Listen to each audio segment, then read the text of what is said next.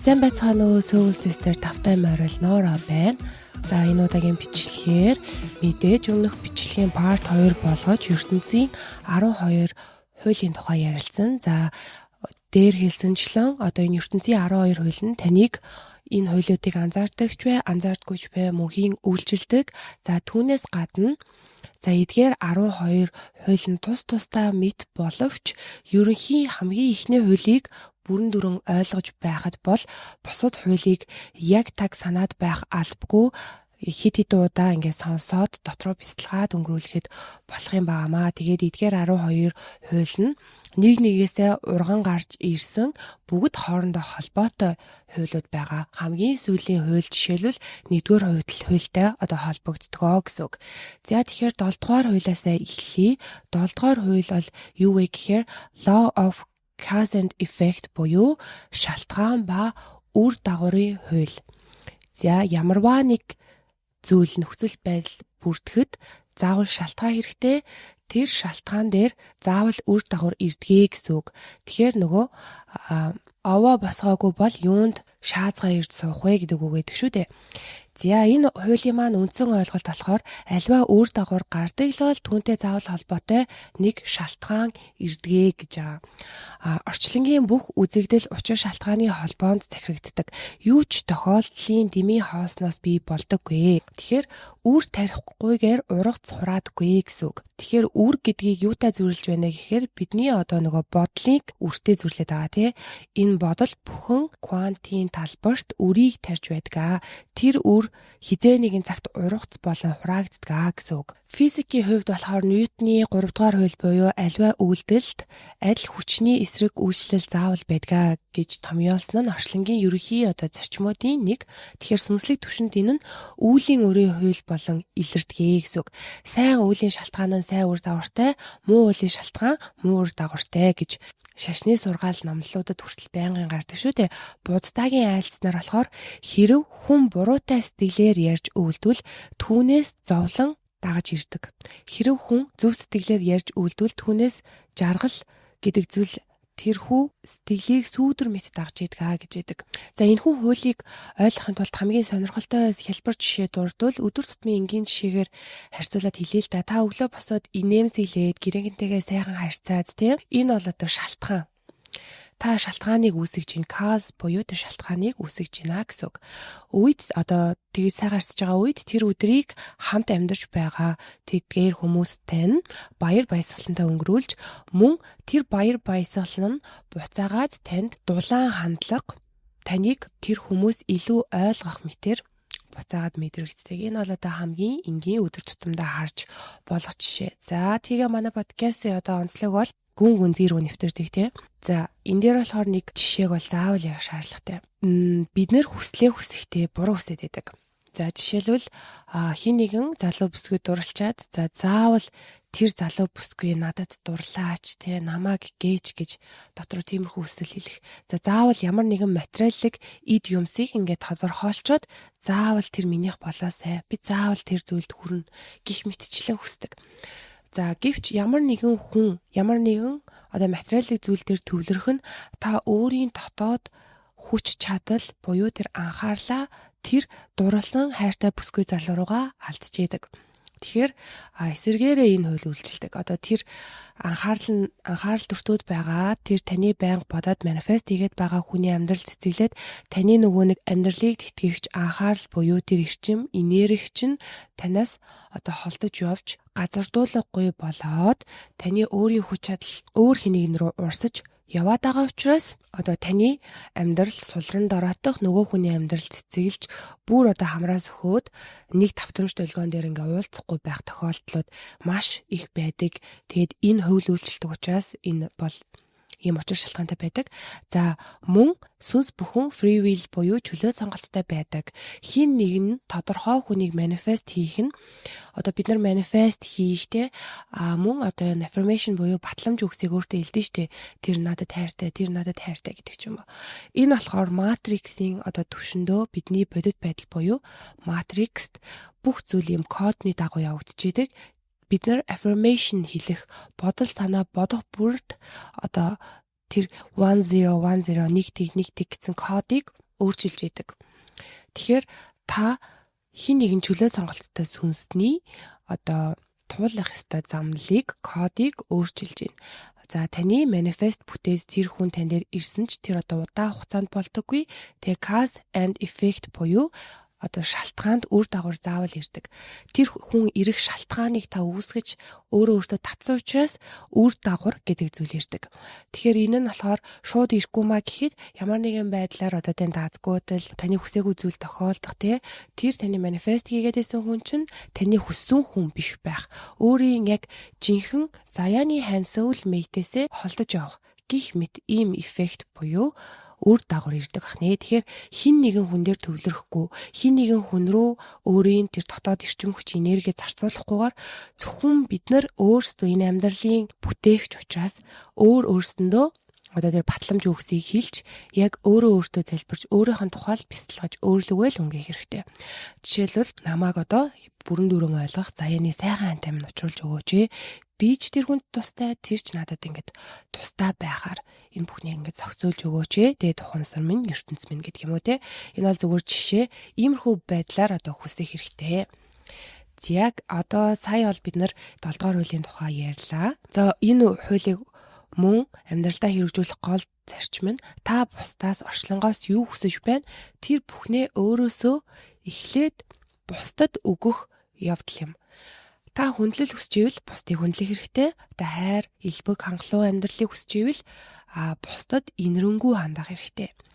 Тэгснээр та тэр элбэг, хангалуун амьдралтай хүндлэл ирэх шалтгааныг үүсгэж байгаа учраас яг ижил үр дүнг өөртөө татнаа.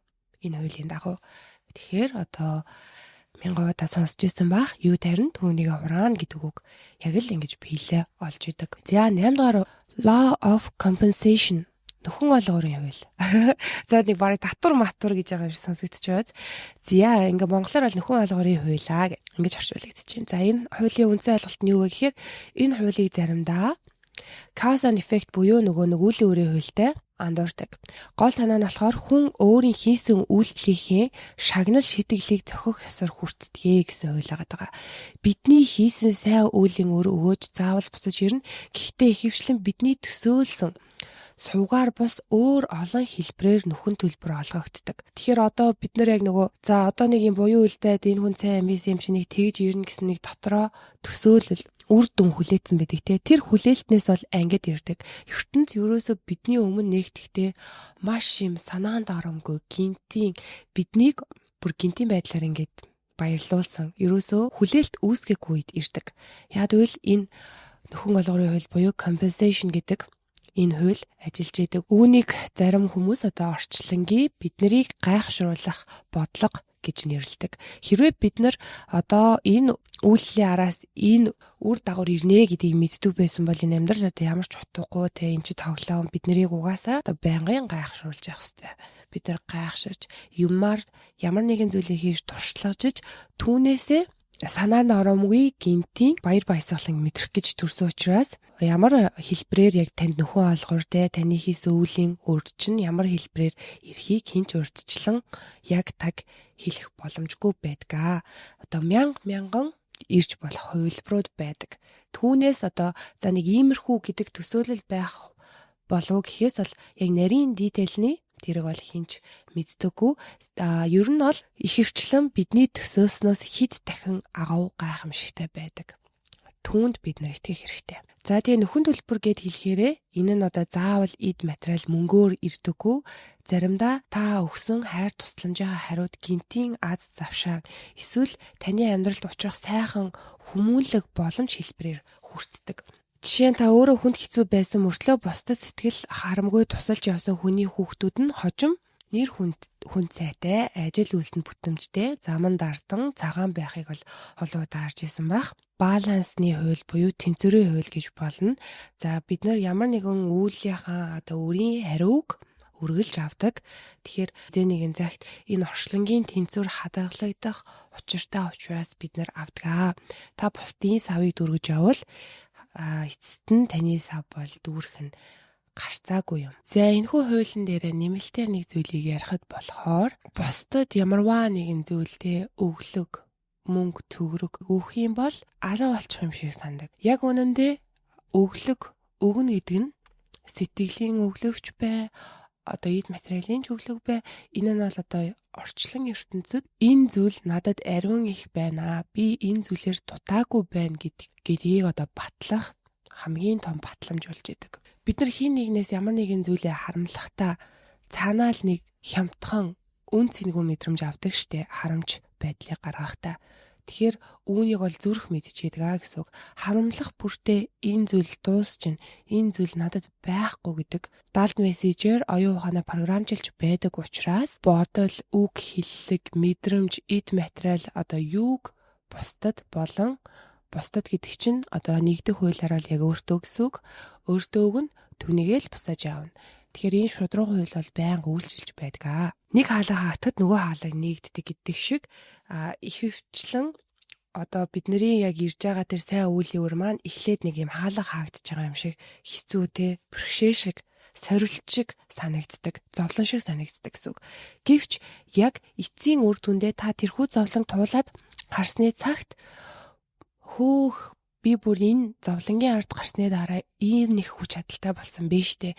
Миний амьдралыг харах өнцөг үнэхээр өөрчлөгдсөн байна гэдэг энэ сайхан бэлэг ирдэг. За 9-р хууль болохоор харьцангуй хууль буюу Law of Relativity буюу энэ хуулийн үндсэн ойлголт болохоор альва юмс үзэгдлийн үнэлэмж, утга, үн цэн нь харьцуулах өнцгөөс л шалтгаалдаг гэдэг хууль байгаа. За энэ бол айгүй чухал хууль. Одоо бидний ерөөсөө бүх зүйл зовлон жаргалын учир шалтгаан зөвхөн энэ харах өнцөг гэдэг зүйлээс болж байгаа. Харах өнцгийг юу тогтоож байна гэхээр харьцуулалтнаас үсээд байгаа. Тэгэхээр энэ бол харьцангуй хууль буюу юмс үзэгдэл харьцуулагдсанараа л үнэлэмж, үнц нь харах өнцгийг олж идэг гэсэн хууль. Өөрөөр хэлбэл за өөрөө та дангаараа сайн ч бай, муу ч бай зөвхөн бусадтай л харьцуулагдчихж тодорхойлогддог гэсэн үг. Энэ хуулийг энгийн жишээгээр тайлбарлавал 15 градусын дулаан өдрийг өвлийн дунд сард бол дулаахан гэж бид нар боддөө штэ. Харин 100 бол 15 градус маш хүйтэн тооцогдно. Энэ температур нь бол яг нэг байгаа. Гэвч тухайн үеийн нөхцөл байдлаас шалтгаалаад одоо ямар үйлрэл байснаас нь шалтгаалаад энэ градус бол маш өөрөөр мэдрэгддэг. Амьдралд ч одоо ялгаагүй таны аль нэг амжилт танд өчигдөр их санагдаж байсан бол маргааш өөр хэн нэгний амжилттай жишгэд өчүүхэн мэт бодогдож байж магадгүй. Тиймээс юмс өөрийн гэсэн абсолют одоо шинж чанартай гэхээсээ илүү бидний харьцуулж буй өнцгөөс хамааран утга учир нь хувирч байдаг юм шүү. Одоо энэ хуулийг ухамсарлаж бясалгаж явснараа бид ямар хүчийг олдог вэ гэхээр хит их туйшрах, шүүмж үнэлгээ хийхээс зайлсхийж чаддаг. Энэ шүүмж үнэлгээ хийхээс зайлсхийж чадсанараа яг одоо цагтаа оршиж анзаарах асар хүчтэйгээр нэмэгдэж бид нар одоо тэр сүнслэг тэнцвэр дотоод амар амгалангаа олоход бүр үнэхээр гайхалтай хүчтэй болно. Тэгэхээр үргэлжийн хин нэгнийг шүүх одоо өөрийнхөө амьдралыг шүүх, өөртөө хатуу хандах энэ бүхтний өмнө энэ харьцангуй хууль, харьцуулалтын хууль, аливаа зүйлс ямар нэгэн зүйлтэй үргэлж харьцуулагдж байгаа шүү. Ингэж харьцуулагдах нь зөв үү гэдгийг ингэж бодож байх хэрэгтэй. Орчин үеийн шинжлэх ухаанд хүртэл харьцангуйн зарчим чухал байр суурь эзэлдэг. Альберт Эйнштейний алдартай харьцангуй онол гэж байдаг штэ. Энэ нь болохоор бодит байдал нь ажиглагчийн хурд байдалтай харьцангуй шинжтэй болохыг харуулсан байдаг. Цаг хугацаач хүртэл абсолют тогтмол бус харин орон зай хурдтай харьцангуйгаар сунан агшиж болно гэдгийг орчин үеийн физикчид баталсан байдаг. Энэ нь юу гэлтгэж байна вэ гэхээр тань тохиолдоод байгаа сорилт зовлон хэр хэцүү вэ гэдгийн үнэлгээг та тогтоодог. Хэрв энэ хуулийг ухамсарлаж ойлгоод ажиглаж чадвал энэ одоо огт зовлон бус зүгээр хичээл сургамж төдий зүйлийг бид нар энэ харьцуулалтыг буруу хийснээрээ хит дэвэргэн бодож өөрийгөө бүр ингээд харанхуй нөхрөө унахсаар байдаг. ертөнцийн одоо бүр дааж давшгүй зүйл тохиолцсон аятай тэр өөрийнхөө дотоод эрч хүч энерги алдж идэг. Тэгэхээр та зүгээр оршин байгаагач туйлын аз жаргал болгох эсвэл аз жаргалаач туйлын зовлон гуниг болгох хүч чадал сонголт танд өөрт ч юм байдгаа гэсэн үг. Жишээлбэл бид нар одоо дуртай зүйлээ хийж байхад л цаг хугацаа харавсан. Харин ямар нэгэн санаа зовнил төгшөлтэй үед бол цаг хугацаа явж өгөхгүй зовлонд автдаг штэ тий. Одоо тиймдээ ч харьцангуй хуулийг ухаарсан сэтгэлгээтэй хүн бол аливаа уян хатан хандлагатай, өршөөлтэй болж өөрийгөө болон бусдыг уучлах чадвартай болдог. Ямар нэг одоо муу үйлдэл хийлээ гэхэд шууд муу хүн гэж дүгнэхээс өмнө тэр энэ үйлдэлийг хийхэд хүргэсэн нөхцөл юу байв? Харьцуулахад би өөрөө тэр нөхцөлд байсан бол яах вэ гэх мэтчлэн одоо empathy буюу бусдыг ойлгох чадвар гэдэг энэ гайхамшигтай хүч чадлыг олж авдаг. За ингэснээрээ бид нар болохоор бага насны одоо траума болон өнгөрсөн амьдралын траума, уучлж өшөөх, эдгэх юмсыг зүгээр л байгаар нүлэн зөвшөөрөх, эдгээр чухал сүнслэг ойлголтуудыг хийж чаддаг болдог гэсэн үг. Хамгийн дэлхийн одоо хамгийн муу хүнч өөр ямар нэгэн орчлонгийн муу зүйлтэй тас харахуутай харьцуулагдахад сайнч болж хувирж магадгүй байдаг шүү гэдгийг одоо санаж дандаа анзаарах юм байр суурьтай байх хэрэгтэй гэсэн үг. За 10 дугаарх нь болохоор эсрэг тесрэгийн хууль буюу Law of Polarity. За энэ polarity буюу хоёр туйлын тухай бол одоо маш их олон удаа ярьсан. Үүнийг өөрөөр duality гэж бас нэрлэдэг. Үндсэн ойлголт нь болохоор орчлонд бүх зүйл хоёр туйлтай байдаг. Дулаан, хувьдан, гэрэл, харанхуй, хайр, үхэл, төрөлттэй, эрэгтэй, эмэгтэй, сайн, муу, эсрэг тесрэг хүүстэн. За бүх зүйл гэж хэлээд байгаа нь таны дотор хүртэл ир имийн нэрэг хоёлоо байгаа. Таны дотор гэрэл сүдэр хоёр хоёлоо байгаа. Сүдэр дотор хүртэл гэрэл байгаа. За бүр ид ис бүр ингээд микрогоос макро хүртлээ энэ хоёр туйл үргэлж байдгийг санах хэрэгтэй. Бүр бүх зүйл таны нүдэнд харагдаж, гарт баригдаж байгаа, сэтгэлд мэдрэгдэж байгаа мэдрэмж те өдөрт төрж байгаа бодол. За тэгвэл энэ хоёр зүйл байдгийн бол биднэрт үргэлж сонголт байдаг. За тэр харыг нь сонгож төвлөрөх үү, цагааныг нь сонгож төвлөрөх үү гэдэг. Цагаан нь болохоор өндөр дээгүүр тавтамж бидний хүсдэг тэр гэрэл. Тэгэхээр сонголт байдаг. Ямар ч хааш талд цагаан нь байдаг шүү. Тэр цагаан дээр би төвлөрнө гэж өөртөө хэлж байгаа хэрэгтэй. Хэрв харанхуй өгөө бол гэрлийн үнц нь утга учир оршинж байхгүй. Байнга нар гардаг бол бид нар гарч байгаа гэрэлтэй гэдгийг ч ойлгохгүй болно. Тэгэхээр энэ харанхуй хүртэл биширч хөндлөх хэрэгтэй. Өөрийнхөө одоо тэр сүүдрийн тал те харанхуй муу талыг хүртэл биширч хөндлөх хэрэгтэй. Эго гэдэг зүйлд хүртэл сайн муу хоёр тал байдгийг ойлгох хэрэгтэй. За энэ дээр нэг жишээ ярил. Дэлхийн хамгийн амжилттай зохиолчдын нэг одоо Harry Potter-ын зохиолч Rowling байдаг штэ. Сурлаа бичиж дуусгах хүртлээр маш олон хэвлэлийн газраас татгалзан одоо хариу авсан гэдэг. Тэр үед энэ нь томоохон бүтлгүүтэл шаналл байсан ч яг тэр эсэргүүцэл бэрхшээл нь түүнийг илүү сайжруулж тууштай байхад сургаж исэн. Эцэст нь ном нь хэвлэгдсэний дараа дэлхийн нийтийн хайр хүндэтгэл асар их борлуулалтыг олж авсныг бид нар мэдж байгаа тий. Түүний жишээ эсрэг тесрэгийн хуулийг санаанд оромгүй байдлаар баталдаг. Олон татгалзал гэдэг нь одоо энэ сүрэг агуу амжилтыг авснараа бас эерэг.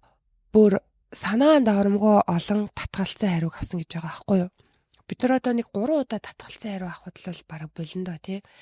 Тэгэхэд одоо 30-40 удаа ч хүмүүс ингээд татгалцсан хариуг авсан ч гэсэн тэр яг сүргийн дагуу яг тэр сүргийн эсрэг тий хэрв та өөрөө тэр гэрэлтэй ихтгэлтэй бий чадвал яг тэр хэдийн чинээ олон удаа сүрэг хариу, татгалцсан хариу, хүлээлтийг авна буцаж асаж гарч ирж амжилтыг олохдоо яг тэр хэмжээний тэр амжилт бас өндөр байдгаа гэсэн хууль. Энэ бол эсрэг тесрэгийн хууль. Тэгэхээр сэтгэл зүйн хувьд ч сүүдэртэй талтайгаа нүүр тулж байж гэрлийн талаа ойлгодгоо гэдэг. Одоо та муу муухай өөрийнхөө одоо үзий аддаг нүүр тулахаас айдаг тэр хэсгээл ойлгож ухаарж ивэл би чинь ямар хүч чадалтай хүн байсан бэ гэдгээ ойлгож ухаардгаа гэсэн үг. Өөрийн мэдэхгүй суултаал, дутагдал, шунал, айдас эдгээр бүхэн нь таныг үргэлж төгс төгөлдөр тэр гэрэл рүү хөтлж идэг. Одоо буддийн философт яг энэ хуулийн тухай хэлсэн хамгийн гоё үг бол амьдралын зовлон бол гэгэрлийн шалтгаан гэдэг. Аз жаргал гэгэрлийн шалтгаан гэж хизээч хэлээгүй. Зовлонг туулж байж бид нар гэгэрэл рүү зорих шалтгаан үүсдэг гэж үздэг. Тэгэхээр буддаа өөрөө хэрв хорвоо ертөнцийн өвчин зовлон үхэл хацлыг нүдээр үзээгүйсэн бол хааны ордоо хангалуун амьдралыг орхийг гэсэн шийдвэрийг гаргахгүй түүндээ ханаад л суух байлаа гэж өөрөө үздэг шүү дээ. Харахуу хэцүү үед биднэрт үргэлж байдаг. Яг энэ үедээ энэ эсрэг тесрэгийн хуулийг санаад за одоо би харахад байгаа юм бол удахгүй гэрэл гэгээ ирэх юм байна. Энэ бол хууль юм байна. Энэ хуулийг одоо зөрчих нэгэн зүйл энэ ертөнцид үгүй гэдгийг одоо үргэлж санаж бясалгаж тэрхүү хэцүү үеэ гэрэл болгон хуургаж байгаарэ. За 11-р хэсэг нь болохоор Law of Rhythm буюу химнэлийн хууль. Үндсэн ойлголт нь болохоор бүх зүйлд өөрийн гэсэн тогтсон химнэл цикл гэж байдаг. Өдөр шөнө ээлжлээд сарны сар ингээл хавирган сараас эхлээд тэргэл сар хүртлээр томроод энэ нэг юм цикл rhythm буюу цикл яваад идэг штеп. Ямар нэгэн химнэлээр явж байгаа жилийн дөрвөн улирал хүний биеийн зүрхний цохилт амьсгалын химнэл гих мэтчлэн ертөнцийн бүх зүйл давтамж долгион химнэлтэй хөдөлгөөнд оршдог. Энэ хууль нь аль нэг туйлын нөлөө хэтрэхгүй цагийн ирэхээр эсрэг туйл руугаа шилжиж байдагтай холбоотой. Давтамж долгионы хуулиас ялгаатай нь болохоор давтамж долгион энэний микро буюу жижиг хувилбар гэсэн үг. Давтамж долгионы өөрчлөгдөх байдал хурдтай байдаг. Ритм буюу ерөнхий бүхий л хүн амьтан ургамал байгальд дэлхийд байдаг энэхүү цикл нь мөнхийн настай байдаг. Жишээлбэл бидний өөхөх төрөх ч мөнхийн үнэн байдаг шүү дээ. Яг түн шиг. Бидний амьдрал ч гэсэн энэхүү циклийн дагуу энэ хуулийн дагуу явдаг. Хүнд заавал оргил үе гэж байдаг, заавал ундаг үе гэж байдаг. Энэхүү байгалийн ертөнцийн хуулийг хүндлээгүйгээс болоод бид өөрсдийгөө хит их хүчлэх, сэтгэл готролд оруулах, ядраах түүнээсээ болоод өвдөх хүртлээ дороотолд оруулдаг. Тэгэхээр энэ хуулийг бидний зүрх сэтгэл бол хүндэлдэг. Зүрх сэтгэл бол тайван, амар гэж хэлдэг. Юу энийг сонсохгүй байна вэ гэхээр бидний логик ухаанаас урган гараад байгаа тэрхүү эго. Амрах цагтаа амарч чадахгүй, босох цагтаа босож чадахгүй байгаа нь болохоор энэ эгоноос их болдог шүү. Энэ нь юу гэсэн үг вэ гэхээр бид нар гэрлийг амсаад үзсэн бол мөн адил эсрэг тал руугаа харанхуй руу ямар нэгэн химнэлээр ингээ явж идэг. Бид нэр тэр харанхуй руу л очихгүй л гэрлээ мартдаг учраас очиж идэг. Тэ холбоотой. Тэгэхээр энэ нэг утгаараа нэг тийм өсөлт хөгжил явагдахгүй байгаа юм шиг хэрнээ. Би шулуун бус спираль хэлбэрээр давлгаалan дээшээ өргөлж өсөж идэг. За хамгийн сүүлийн төгсгөлийн хууль буюу Law of Gender хүйсийн хууль гэж байгаа. Энэ нь юу гэлж байна гэхээр бүх зүйлд masculine буюу эрэгтэй, feminine буюу эмэгтэй энерги агуулгаддаг. Таны хүйсээс үл хамааран танд эм шин чанар хоёлоо оршиж байдаг гэсэн үг. Тэгэхээр нөгөө эмэгтэйлийн байдал гэхээр л пала дүүфэл биш, эрэгтэйлэг гэхээр л костюм пижак бол биш шүү. Энэ нөгөө нэг физик талаас харагдах тэр эм энерги бол биш. Яг үнэндээ таны хүүс ямар байхаас үл хамааран таны дотоод эм энерги нэгдлийг олж балансыг олснороо таны гадаад төрөх физик бие дээр жинхэнэ та эрэгтэй төрсөн бол эрэгтэй, эмэгтэй төрсөн бол эмэгтэйлэг байдал чинь жинхэнэ утгаараа илэрж идэг.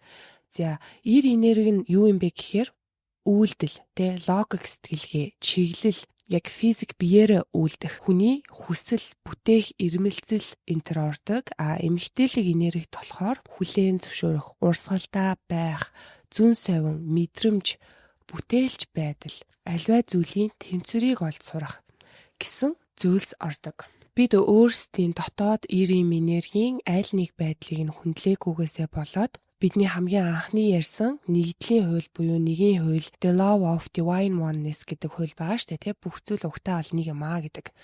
За тэрхүү хуулийг бүрэн ухамсарлаж чаддаггүй. Бидний физик хүүсээс үл хамааран энэ эрэгтэйлэг энергийн хийдэг үйлдэлүүд буюу зориг гаргаж, хариуцлагаа хүлээж, өөрийгөө хамгаалж, хил хязгаараа тавьж урагшаа харж зүтгэж явах энэ зүйлсийг бол хийх шаардлагатай. Та одоо эрэгтэй байсан ч эмэгтэйлэг энергийн тэр бүтээлч байдал, уучлах, зөөлөх, зүүн совиндоо итгэх гэсэн энэ чанараа хүндэлж үүний дагуу явах шаардлагатай. Энэхүү эм энерги байдаг учраас нэгдүгээр хууль буюу бид бол цул нэг ухамсар юмаа гэд тэрхүү цул нэг ухамсарыг бүрдүүлдэг гэсэн үг. Тэгэхээр ингээл бодоод үзэхээр энэ хууль маань одоо эхлэлгүй төгсгөлгүй болчиход байгааз. За тэгээд энэ 12 дугаар хууль дээр болохоор бид одоо өгүүлдэл хийх ёстой, зүүн совиндоо итгэх ёстой гэдэг ингээд хоёр талтай зүйлийг байнга ярьдаг.